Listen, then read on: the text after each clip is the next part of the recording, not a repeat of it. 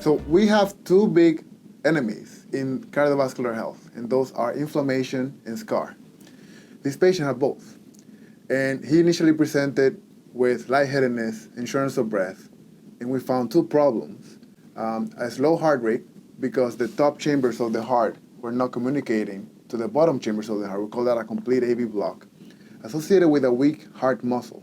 Normal heart muscle strength is around 55%, and his was 40. Now, it's unusual to have both together at the same time. When that happens, you think of a condition called sarcoidosis.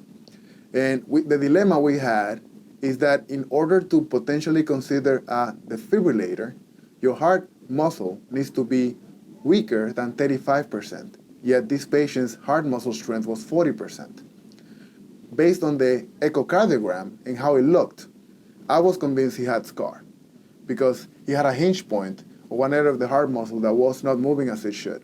So we sat down, spoke with the patient, spoke with the electrophysiologist, Dr. Weitz, and worked as a team. We all convened that the best next step was not only a regular pacemaker for the slow heartbeat, but a defibrillator, because he was at high risk of very abnormal heart rhythms that could have been fatal.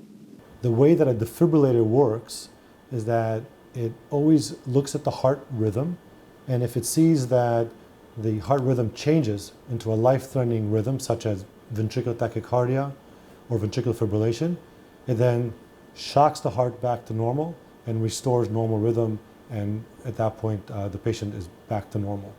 And there is a specialized defibrillator pacemaker called a biventricular pacemaker defibrillator, which is what we thought was the best thing for the patient. And it turned out, thankfully, that this was the right decision, that the patient actually had an event which was a life-threatening arrhythmia called ventricular fibrillation, that the device shocked him back to life.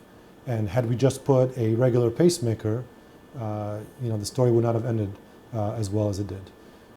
8 months after the insertion, I'd taken a long walk on a Saturday morning and a 3-mile walk in the hot sun. Hadn't hydrated properly, and my heart raced, my heart stopped, and I face planted into my building driveway, where I lay, I guess, basically dead. For 10 seconds my heart stopped. The defibrillator shocked.